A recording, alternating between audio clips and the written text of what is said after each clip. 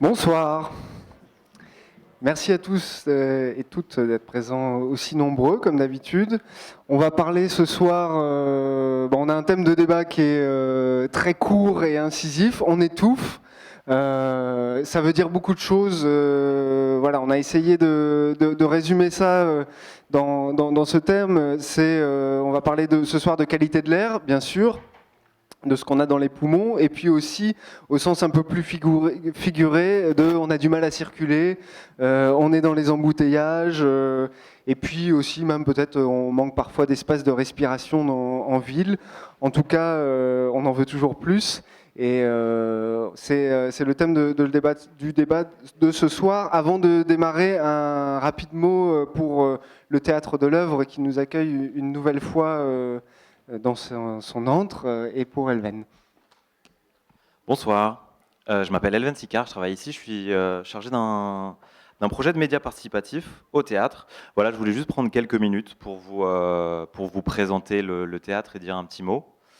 Déjà, remercie Mars Actu, encore une fois. On est encore très heureux d'accueillir le journal pour un deuxième débat de la saison. On a déjà fait ça l'année dernière, donc on est très contents.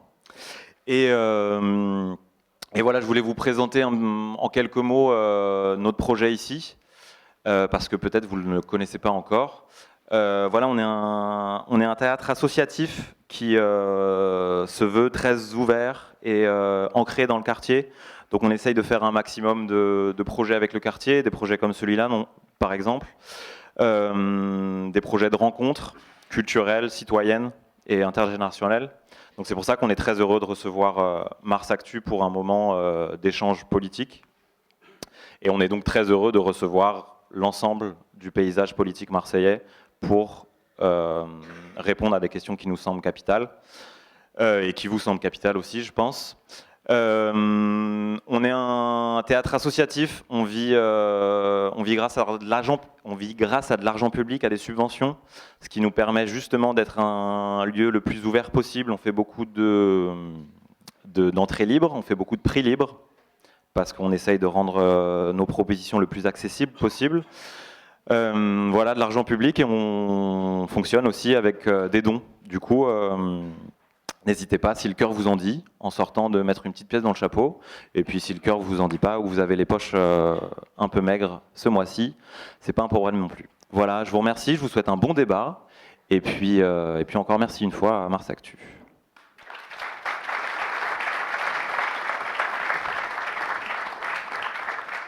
Merci beaucoup, et je me rends compte que je ne me suis pas présenté. Julien Vincent, je suis journaliste donc à Mars Actu, journal que vous connaissez probablement si vous êtes là, mais si vous ne le connaissez pas, journal local d'investigation. On existe depuis bientôt 10 ans et on vit, non pas de subventions, parce qu'on n'en a pas, ni de publicité, mais des abonnements de nos lecteurs. C'est toujours bon de le rappeler. Voilà, c'est notre combat à nous. Je vais présenter nos invités qui sont là ce soir sur le plateau, mais aussi vous expliquer le dispositif qui est un peu particulier. On continue à innover pour cette série de débats thématiques pour les municipales. Les élus, les représentants des principales forces politiques sont pour l'instant au premier rang. Ils vont écouter sagement, on espère, les acteurs, les grands témoins qu'on a sélectionnés pour introduire ce débat, pour poser des bases, des diagnostics, peut-être des coups de gueule, je ne sais pas, on verra. Ensuite viendra le temps de cet échange politique, comment ils se projettent à partir aussi de ce qu'ils ont pu entendre, qu'est-ce qu'ils ont à proposer pour cette échéance électorale à venir pour la ville, et on terminera par une classique séance de questions-réponses, classique mais très attendue, on le sait. On a essayé de libérer aussi du temps pour cela. Il y aura comme la dernière fois, comme le mois dernier pour le débat sur les écoles qui était bouillant, un chapeau qui tournera pour celles et ceux qui ne se sentent pas de prendre la parole en public. Le micro peut être parfois un peu intimidant. Il y a un chapeau, Benoît le fera passer, viendra récolter les papiers écrits, les petites questions écrites que vous pourrez avoir envie de poser, et il en fera une synthèse, il essaiera d'en faire une synthèse fidèle, en même temps que les questions orales qui seront aussi bienvenues. Alors je démarre par une rapide présentation des invités. On a par ordre, à côté de moi, j'ai Alexandre Fassi, secrétaire général de Cap au Nord Entreprendre, Dominique Robin, directeur d'Atmos Sud, et Monique Rowe, présidente de l'association Sauvons la Mathilde, et qui vient aussi parler au nom du collectif Canbus sur le boulevard Urbain Sud. Ma première question et la première témoignage, le premier diagnostic qu'on a envie d'entendre, c'est peut-être celui de Dominique Robin. Atmos Sud, c'est une association de surveillance de qualité de l'air officielle qui, tout au long de l'année, surveille à des capteurs dans les différents endroits de la ville et puis mène des études sur qu'est-ce qu'on respire, d'où ça vient, comment ça bouge. Donc vous avez un poste d'observation privilégié pour nous expliquer et introduire cette question de la qualité de l'air. Et vous avez en plus une accroche d'actualité pas formidable parce que on va pas s'en réjouir, mais la France vient d'être condamnée par la Cour de justice de l'Union européenne pour dépassement des valeurs limites d'émissions, enfin des valeurs limites des polluants dans l'atmosphère. Autrement dit, on ne respecte pas la réglementation européenne. Et Marseille fait partie des agglomérations concernées, pas que Marseille d'ailleurs. Vous en direz peut-être un mot. Voilà, c'est une surprise pour vous cette condamnation. On la voyait venir depuis un petit moment quand même, non ? Oui, bonsoir à tous, bonsoir à toutes. Alors merci d'abord à Mars Actu, au Théâtre de l'Œuvre. Alors non, ce n'est évidemment pas une surprise pour ceux qui ont suivi cette question du contentieux avec l'Union européenne. Ce sont des normes qu'il fallait respecter en 2010. Donc, je vous laisse imaginer le temps qui s'est passé dans les joutes entre les gouvernements, parce qu'on parle de la France, mais il y a aussi d'autres États qui sont condamnés, et puis effectivement les instances européennes. En 2010, il fallait respecter une norme pour les oxydes d'azote. Donc les oxydes d'azote, ce sont les transports. On fait le raccourci, donc notre circulation quotidienne. Une autre caractéristique pour notre territoire, c'est aussi les transports maritimes, parce qu'on a ce port dans la ville qui y contribue. Et donc, depuis 2010, chaque année, j'ai envie de dire, il y a des échanges entre l'État français et l'Union européenne pour justifier finalement des programmes d'action et de montrer effectivement que malheureusement, le rythme des actions ne permet pas de respecter cette norme.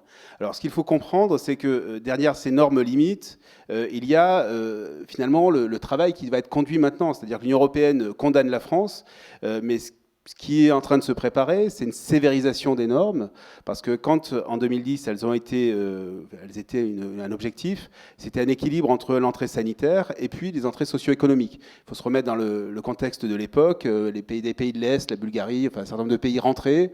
C'est clair que les standards de la France ou de l'Allemagne étaient difficiles à atteindre, et donc on est un peu dans l'impasse réglementaire. C'est un compromis politique qui a été trouvé à ce moment-là. Absolument. Pas forcément sanitaire.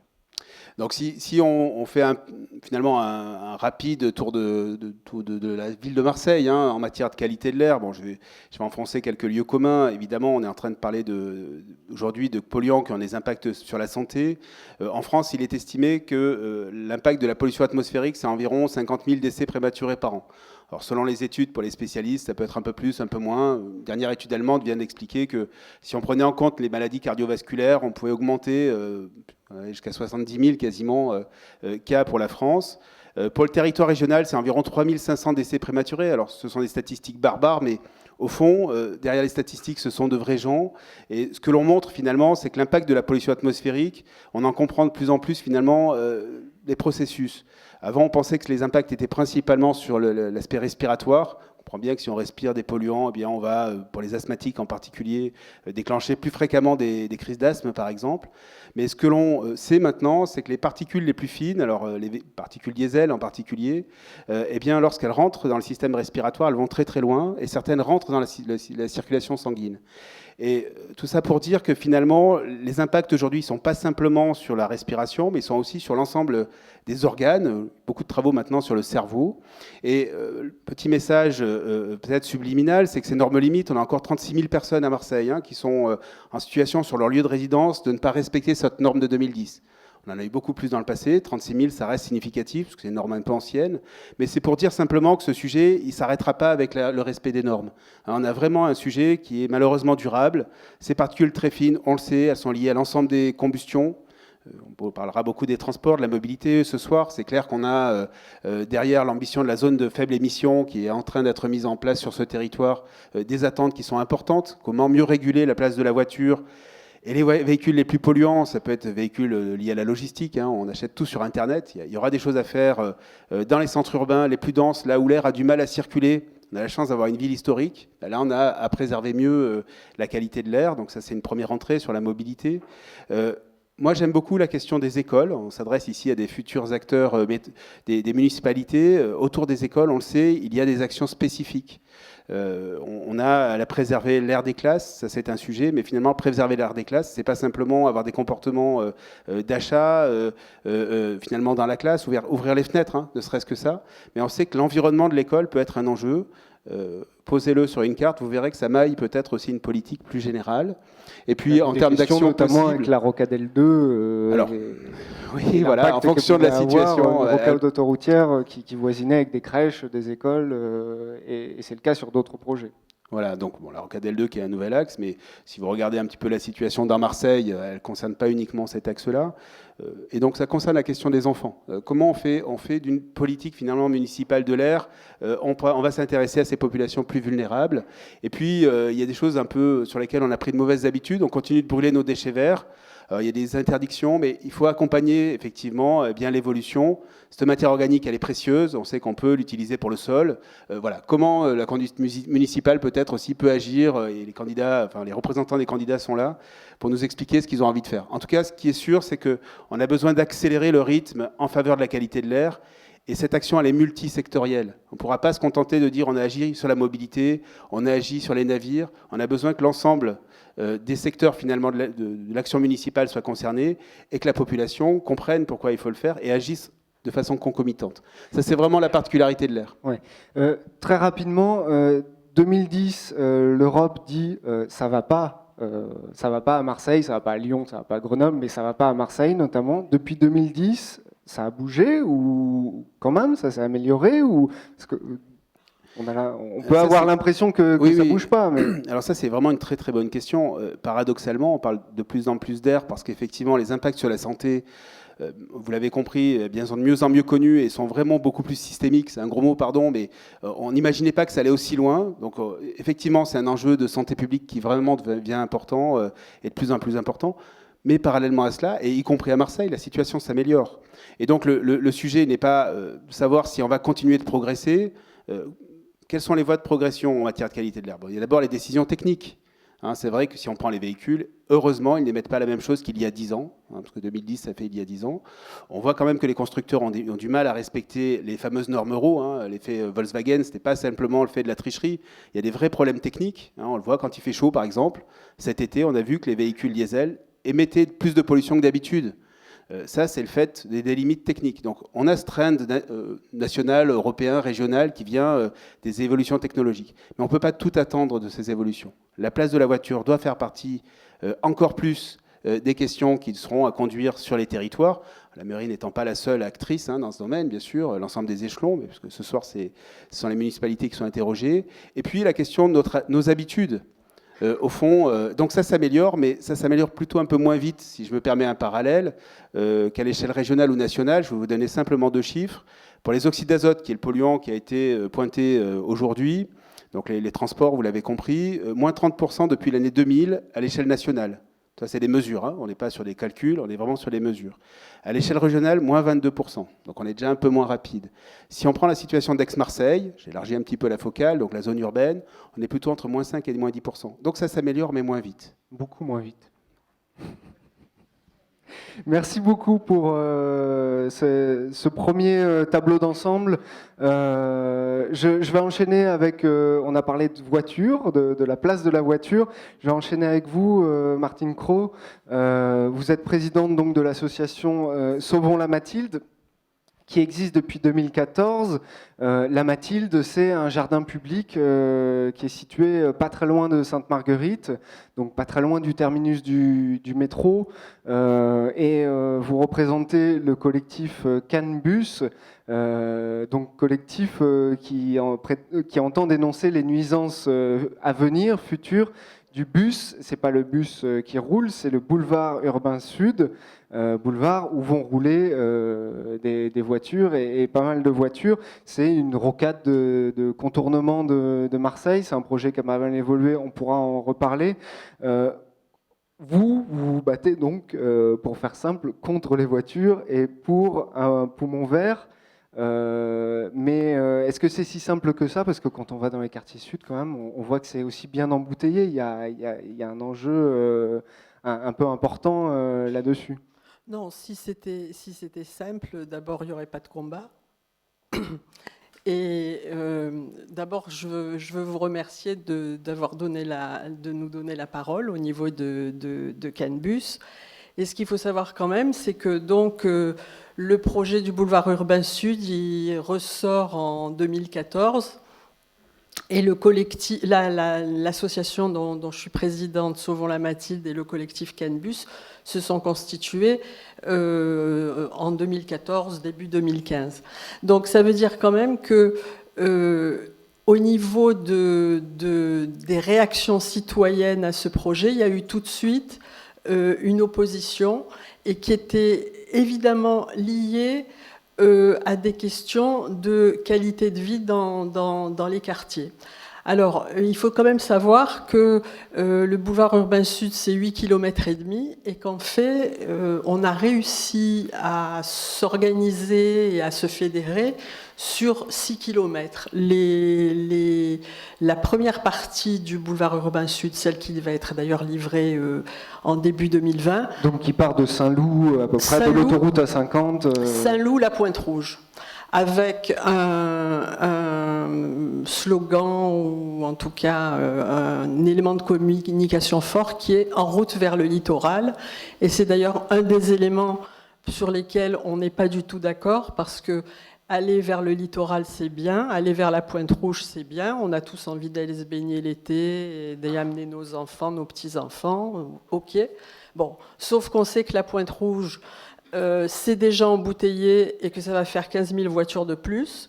Que la Pointe-Rouge, c'est une voie d'accès vers les Calanques et que si on veut préserver cette chose magnifique qui pour la ville de Marseille, hein, puisque c'est sur la commune de Marseille pour une bonne partie, eh ben, on peut pas se permettre de déverser du monde sans avoir organisé la façon dont on accède aux Calanques. Et donc on est au-delà de la qualité de l'air finalement, c'est aussi d'arriver à circuler, d'arriver à pas avoir des embouteillages. On est au-delà de la qualité de l'air, mais sachez qu'on produit un petit journal qui s'appelle Respire. Donc ça veut dire quand même qu'on a tout de suite compris que c'était vraiment la vraie difficulté et que cette difficulté-là, c'était lié à notre qualité de vie parce que l'emprise du boulevard urbain sud, elle est tellement ancienne, on commence à en parler en 1933,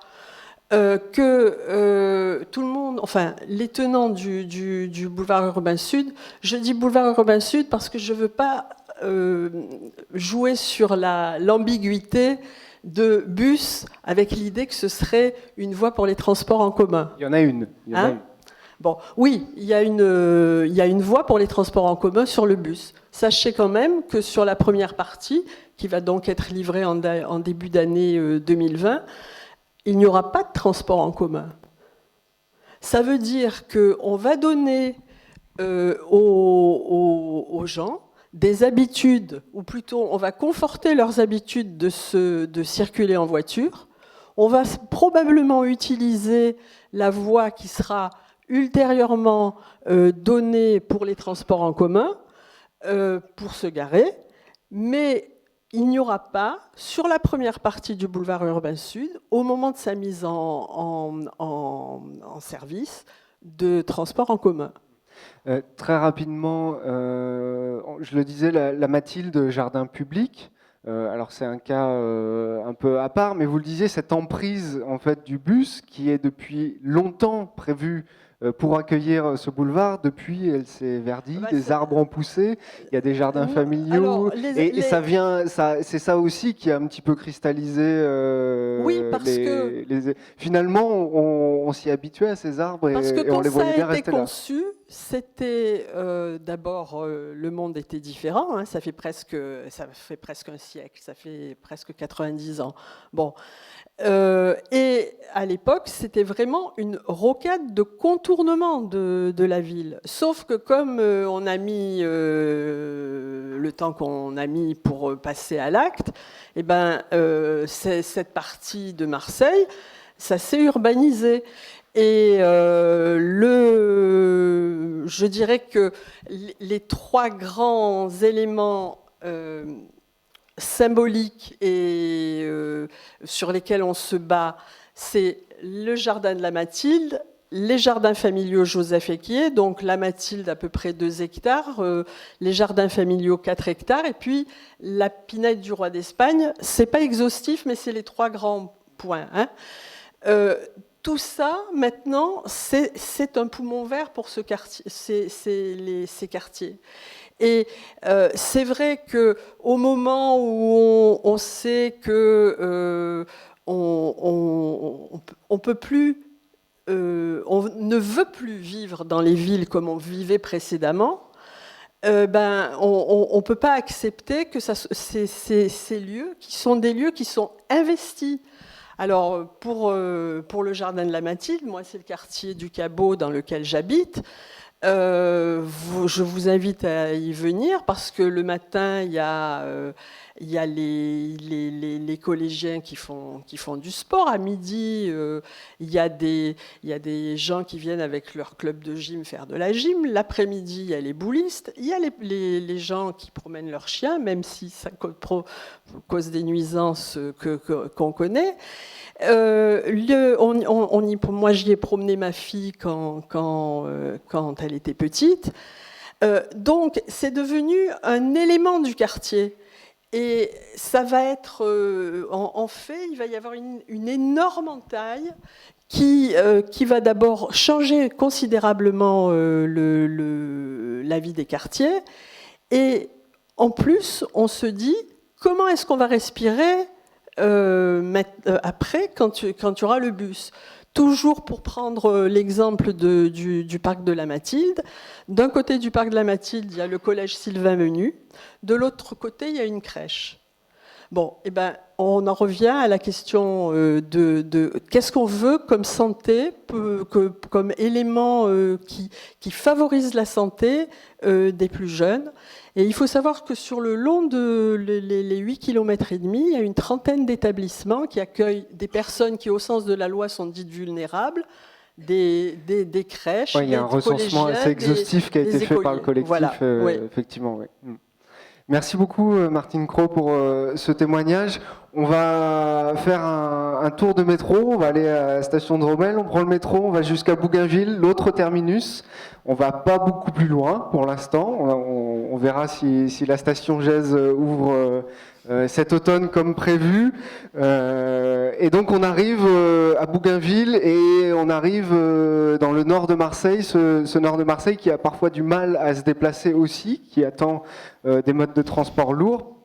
Alexandre Fassi, vous êtes secrétaire général de l'association Cap au Nord Entreprendre, donc une association qui regroupe à peu près 300 entreprises, je n'ai pas le dernier décompte, qui représente donc des entreprises de ce secteur, les zones d'activité, Arnavant, un peu au-delà, ceux qui sont en zone franche. Et quand on suit vos actions, vous êtes dans des villages mobilité, vous mettez en place des navettes, vous intervenez beaucoup sur cette question de la mobilité. Qu'est-ce qui fait que voilà, une association d'entreprises, quand on se rencontre et quand on fait l'Assemblée Générale, on parle beaucoup et surtout de transport? Tout simplement parce que c'est un enjeu majeur. Tout simplement deux petits chiffres, 85 000 personnes qui viennent travailler sur ces territoires, 250 000 habitants, pas de métro. Voilà. Donc c'est un premier constat. Après, c'est simplement un constat. Mais ces chiffres-là, ils sont vraiment très importants. 85 000 personnes qui se déplacent pour venir travailler dans le 13e, 14e, 15e et 16e arrondissement de Marseille.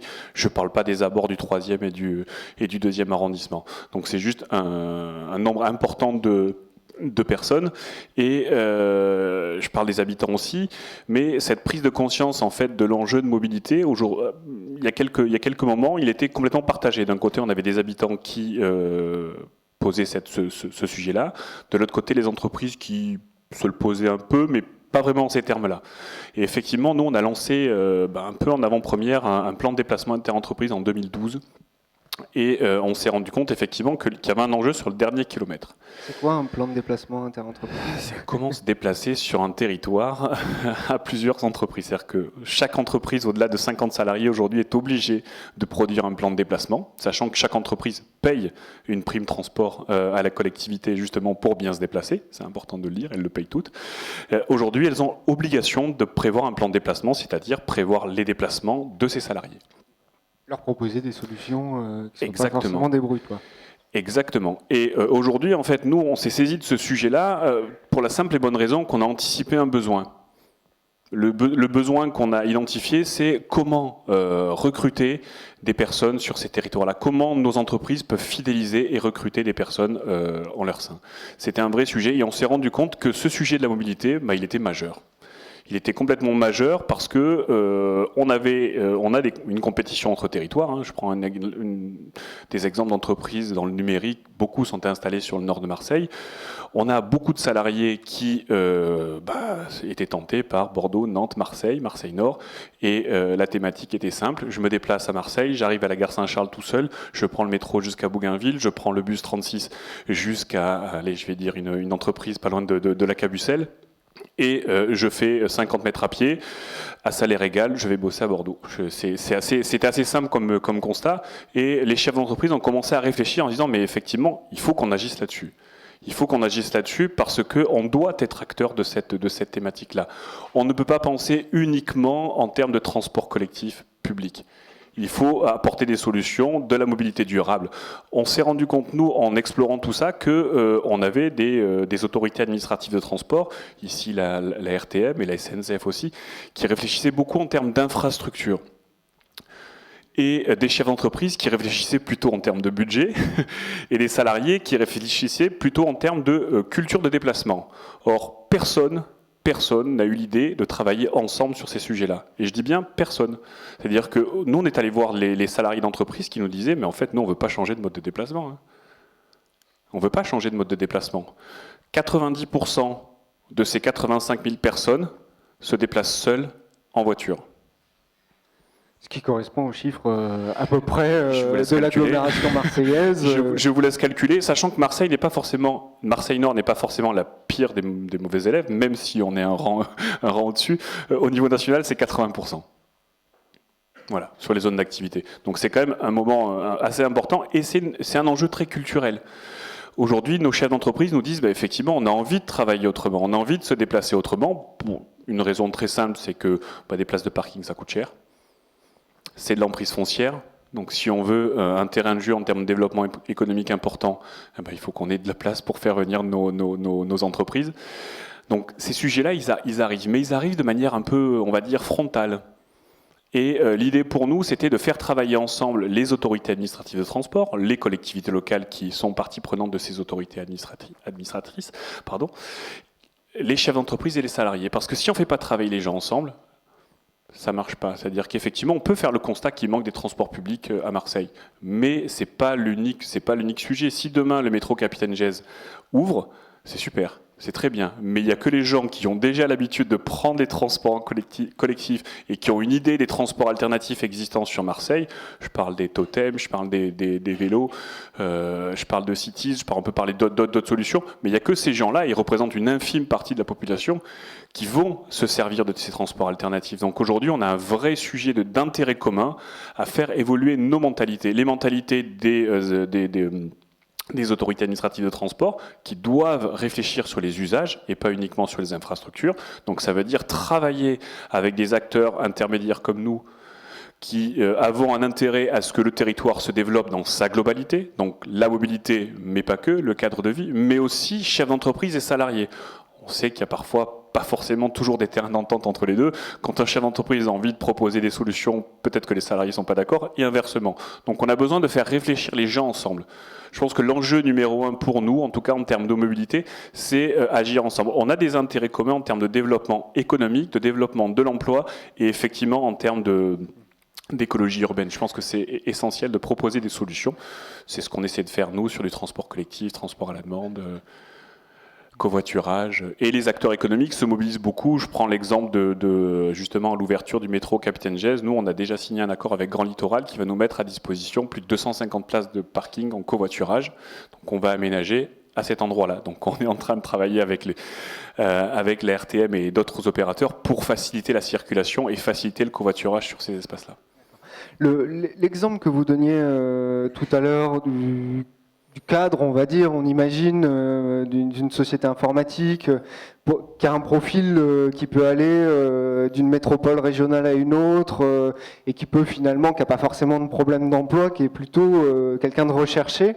C'en est un. Il y a aussi quand même sur ce territoire la question des non-diplômés ou qui en tout cas sont au chômage depuis longtemps, des jeunes qui galèrent à trouver un boulot et pour qui la mobilité, l'absence de transport en commun ou le coût de la voiture, hein, le fait d'avoir une voiture, l'assurance, l'essence, etc., c'est un frein et c'est parfois même un argument compliqué pour aller chercher un emploi.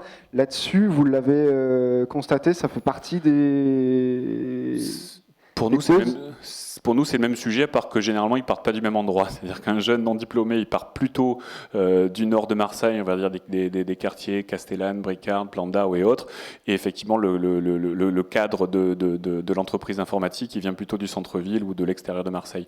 Mais le problème, c'est le même, en fait. Le problème, c'est le même. La question, c'est de réfléchir en termes d'infrastructure et d'usage sur les propositions qu'on peut faire pour ces gens-là. Parce qu'aujourd'hui, la mobilité, c'est deux points d'emploi, de chômage. Donc on a des gens qui restent chez eux tout simplement parce qu'ils ont des difficultés à se déplacer. Aujourd'hui, quand on a effectivement des transports, quand on vient de la Castellane, de la Bricard et autres, venir travailler, que ce soit sur le port ou sur les zones d'activité comme Arnavan, Somaty, ça va encore, c'est 1 heure, 1 heure et demie de transport, alors qu'à pied, on met presque autant, quoi.